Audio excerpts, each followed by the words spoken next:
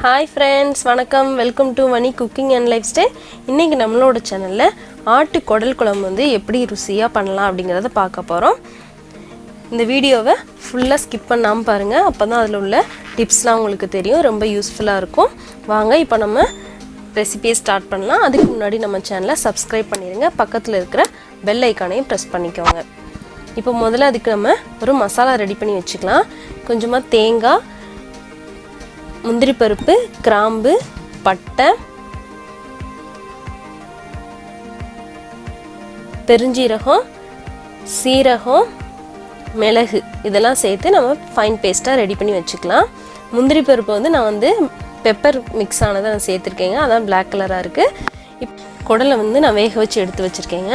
அதுக்கு முதல்ல நம்ம வந்து ஃபஸ்ட்டில் ஒரு விசில் விட்டு நம்ம வந்து அந்த தண்ணியை வந்து வடிச்சிருங்க. அதில் இருக்கிற அழுக்கு எல்லாமே போயிடும். உங்களுக்கு பேட் ஸ்மெல் இருந்தால் கூட அது போயிடும்.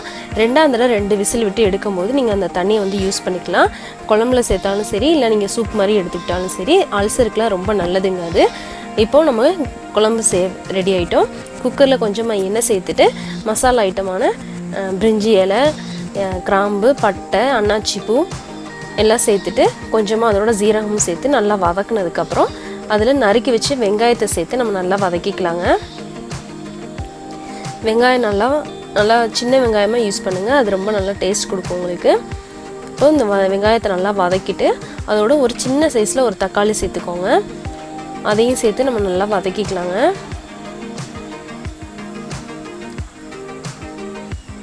தக்காளி நல்லா வதங்கினதும் அதில் பாதி வதங்கியிருக்கும் போது நம்ம வந்து இஞ்சி பூண்டு பேஸ்ட் வந்து சேர்த்துக்கலாங்க. இஞ்சி பூண்டு பேஸ்ட்டு சேர்த்து அதையும் நம்ம நல்லா வதக்கி எடுத்துக்கலாம். இது வதங்கிட்டு இருக்கும் போதே நம்ம எடுத்து வச்ச வெங்காயத்தில் பாதி வந்து நம்ம பேஸ்ட்டாக அரைச்சி வச்சுருக்கோம், அதையும் வந்து ஆட் பண்ணிக்கலாம். இப்படி நீங்கள் ஆட் பண்ணும்போது உங்களுக்கு வந்து குழம்பு வந்து கொஞ்சம் நல்லா திக்னஸ் கிடைக்குங்க. அதனால் கொஞ்சம் வெங்காய பேஸ்ட்டை வந்து சேர்த்துக்கலாம் நம்ம. இப்போ இதையும் சேர்த்து நம்ம நல்லா வதக்கிக்கலாங்க.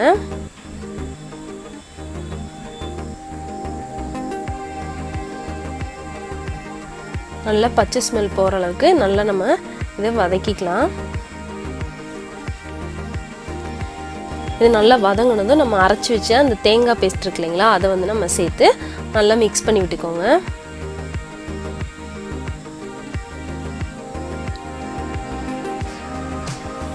குடலை வந்து நம்ம வீட்டிலலாம் க்ளீன் பண்ணுறது கொஞ்சம் கஷ்டமான வேலைங்க. அது கடையிலேயே இந்த மாதிரி க்ளீன் பண்ணி தராங்களான்னு கேளுங்க, அந்த மாதிரி கிடச்சின்னா ரொம்ப பெஸ்ட்டு. இப்போ இதில் வந்து நம்ம மசாலா ஐட்டம்லாம் சேர்த்துக்கலாம். கொஞ்சமாக ஒரு ஸ்பூன் போல் ஜீரக பவுட்ரு சேர்த்துருக்கேங்க.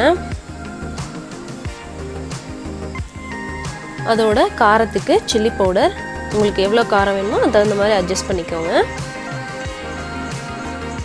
அதோட 2 ஸ்பூனுக்கு மல்லி பவுடர், தனியா பவுடர் சேர்த்துக்கலாம். சேர்த்துட்டு நம்ம நல்லா வதக்கிக்கலாம். அதை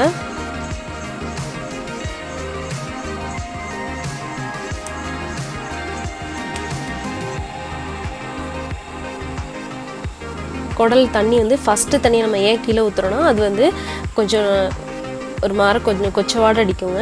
அது வந்து நம்ம வந்து சாப்பிட முடியாது, அதனால் அதை கீழே ஊற்றிடுங்க. ஏதாவது வேஸ்ட் இருந்தால் கூட அதெல்லாம் அதோட போயிடும்.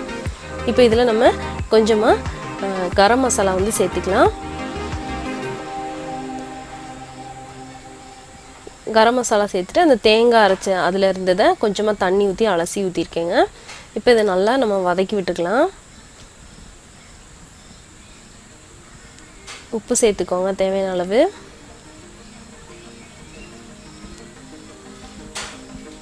இப்போ இதோட நம்ம வேக வச்சு எடுத்து வச்சுருக்கிற குடலை வந்து நம்ம சேர்த்துக்கலாங்க. இந்த குடலை 2ஆம் தடவை நம்ம வேக வைக்கும்போது அதோட கொஞ்சம் சீரகம்க்கு ஒரு வத்தல் கிளி போட்டு நீங்கள் இது பண்ணிங்கன்னா நம்ம சூப்பாகவே அதை சாப்பிட்டுக்கலாம்.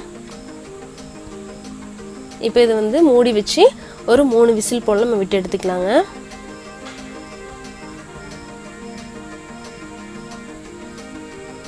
மூணு விசில் விட்டு எடுத்ததுக்கப்புறம் பாருங்கள், இப்போ நான் விசிலெல்லாம் எடுத்ததுக்கப்புறம் நான் திரும்ப ஒரு தடவை கொதிக்க விட்டுருக்கேங்க. நல்லா கொதிக்குது. நம்மளோட குழம்பு வந்து நல்லா திக்காக சூப்பராக வந்திருக்கு பாருங்கள். அவ்வளோதாங்க, நம்மளோட ஆட்டு குடல் குழம்பு வந்து சூப்பராக ரெடி ஆயிடுச்சுங்க. இதை சாதத்தோட இட்லி தோசையோடலாம் செமையாக இருக்குங்க. நீங்களும் இதை ட்ரை பண்ணி பாருங்கள் ஃப்ரெண்ட்ஸ். உங்களுக்கு இது ரொம்ப பிடிக்கும். பிடிச்சிருந்ததுன்னா லைக் பண்ணுங்கள், ஷேர் பண்ணுங்கள், சப்ஸ்கிரைப் பண்ணுங்கள். அதோட உங்கள் கமெண்ட்ஸை எனக்கு சொல்லுங்கள். தேங்க்யூ ஃபார் வாட்சிங்.